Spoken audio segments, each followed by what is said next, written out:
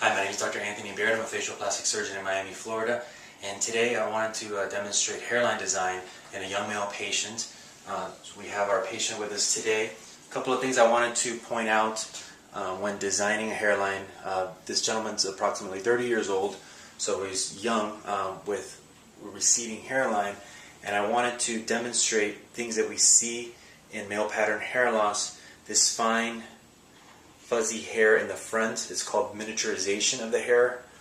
This is basically what happens with androgenic alopecia right before the hair is permanently lost. It undergoes the process of miniaturization. So because of the patient's relatively young age, we don't want to be too aggressive with the hairline lowering because we want it to be appropriate as the patient ages. So basically I use certain markers along the temporal recessions on either side, and essentially the patient's true hairline starts back here where the posterior border of my markings are, which is the back borders of my markings. So the goal is basically in these cases is to reinforce the hairline and give a conservative lowering, but at the same time reestablish a non-existing hairline in a young male patient. And we'll be doing this case by FUE.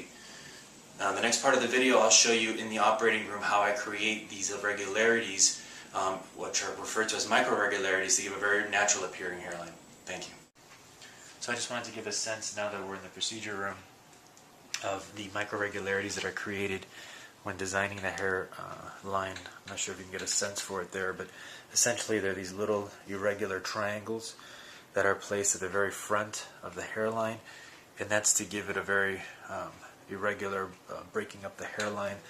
And what happens is that now we place the one hair grafts along the very front of the hairline, and then the two hair grafts behind those, and then three hair grafts in the more dense part of the hair.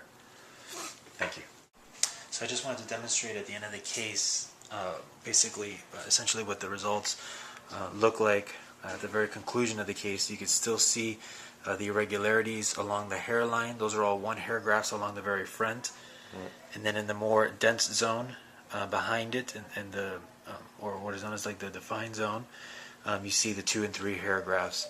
And it's staggered to create this irregularity along the hairline, which would give a very natural result once the hair regrows.